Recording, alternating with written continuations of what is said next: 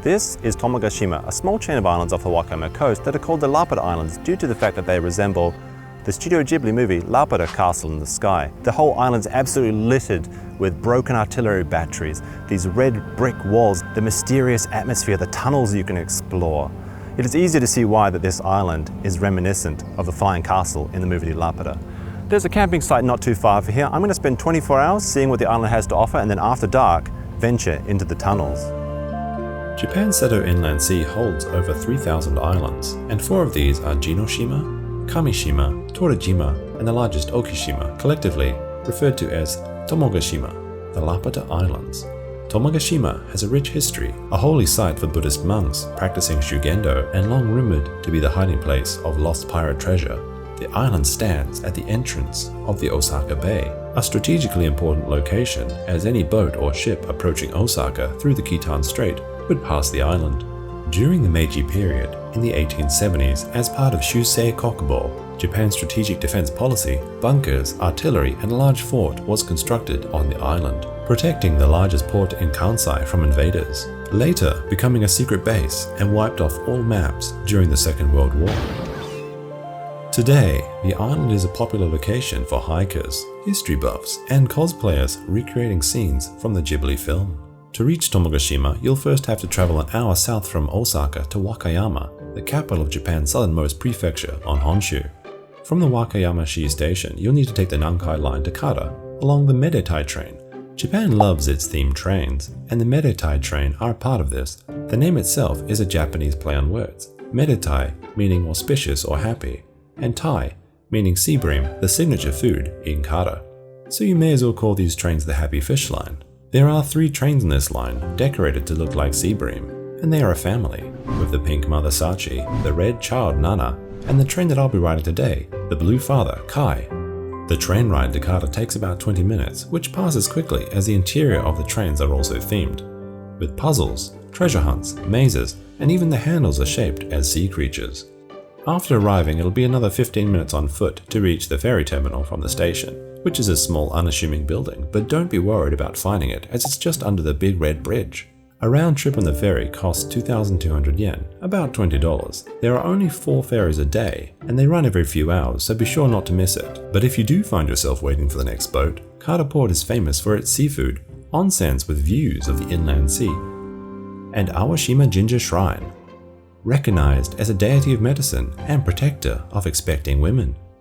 And it is also famous for its thousands of dolls, which aren't creepy at all and definitely aren't watching you while you walk around the shrine and following you while your back is turned.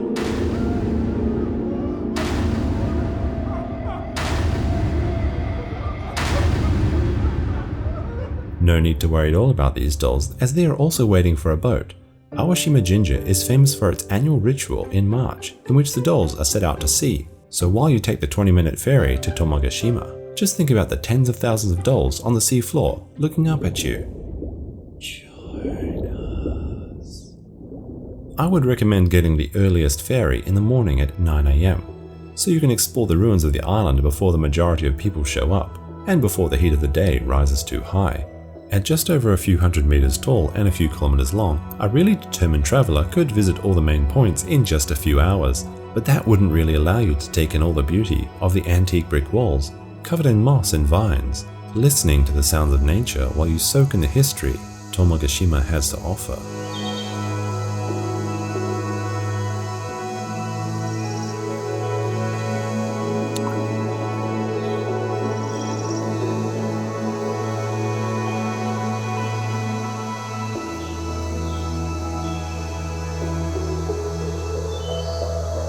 While some parts of the island close when the decay becomes dangerous, the majority of the ruins are open to freely explore. The underground fort and tunnel network can be ventured into all on your own with no guide. The main tunnels are dimly lit, and they have a very eerie atmosphere to them, cold even in the heat of summer.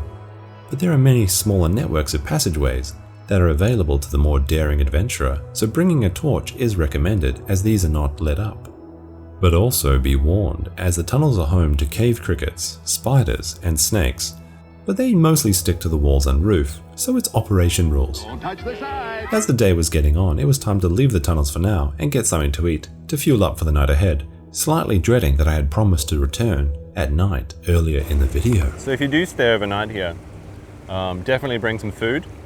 There is some vending machines and there is some restaurants, but they basically just do lunch and they close after the last ferry goes home at about 4:30. I have my peanuts. I got some peanuts and I got my calorie mate, which I eat basically every time I go traveling. But it should do, it's only for one night anyway. I guess I could try and find something to eat on the island. Some tasty animals, but it's kind of strange actually. The tunnels are all full of spiders and crickets. The beach is full of these, I don't know what they are. They're kind of like sand fleas or sand lice kind of, but they're big, creepy crawly things about the size of my thumb. I have to check what they are. But there's basically nothing cute on the island, which is interesting. I did see one squirrel, so I guess that's cute. I thought there was meant to be peacocks here. They were meant to be introduced to combat the snake population, but I've seen one snake so far, and I've seen 0 peacocks, so I think I know what happened to them. It kind of reminds me of that old Voltaire quote. I ask only one thing from God, and it was a small thing. O Lord, make my enemies delicious. And he granted it. At least I think that's how the quote goes. Quickly realizing that I was on an island of terrors, I spent the rest of the afternoon visiting the historic sites and enjoying the sunset scenery. Shortly after getting dark, it was time to head back underground.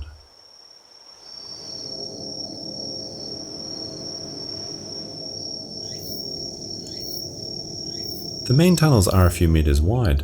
The side passages, however, are only about a meter, and tighter in some places, making it difficult to turn around as someone my size.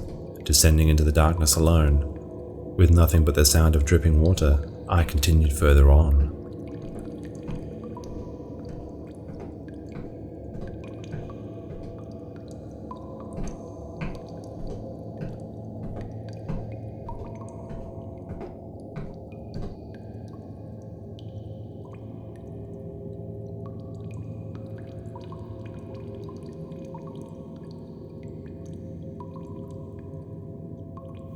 Oh, bugger.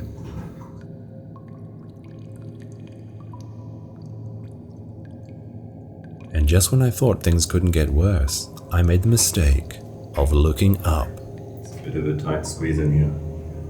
But there's water everywhere as well, but look at these. At home in the dark, these crickets use their antennae to feel around their surroundings, and at any moment could use their powerful legs to jump away or at you, and you can almost feel their antennae on your skin as they search in the darkness. And as terrible as that sounds, they are merely prey for what I quickly discovered was the tunnel's main occupant, hundreds of spiders. This is the Ashidaka gumo, or long-legged spider, the Japanese variety of the huntsman spider. Fortunately, the Japanese variety are not as big as the Australian ones that I grew up with. And while first startled, it was reassuring to know that none of Japan's native spiders pose a threat to humans, besides the obvious potential to make you drop a brick in your pants. It was less reassuring to remember that huntsman spiders, unlike most spiders that spin a web and chill while they wait for food to come to them, huntsmans are some of the fastest spiders around. As their name implies, they like to hunt, stalk, jump on, and run down their prey, as they have an unquenchable thirst to make their meal feel as much terror as possible. Whether it be the taste of fear they enjoy, or simply because they are total jerks, I'm not sure. But what I was sure of was that I was rubbing on the sides of the tunnel, and it was only a matter of time before an unwanted hitchhiker decided to climb into my bag. But unable to turn around, I was forced to continue forward until entering a larger passageway.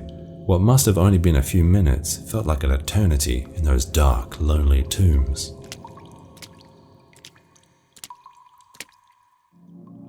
While exploring Tomogashima alone, and possibly in the dark, might be a good reason for you to spend the night on the island, the real advantage to an overnight trip comes the next morning. With the island unavailable until the first boats arrive, it was possible to enjoy the ruins, undisturbed, in the best part of the day during that quiet golden time. And in this place, for just a few hours, you can feel like the last man on Earth before returning to civilization.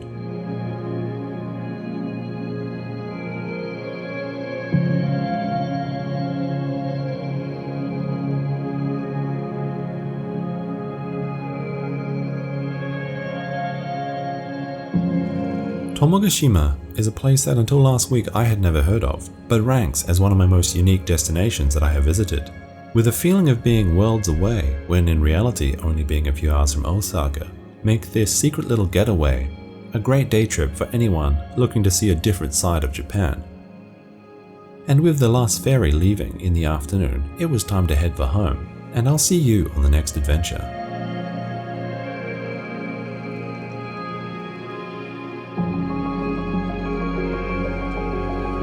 And coming up on an arc adventure...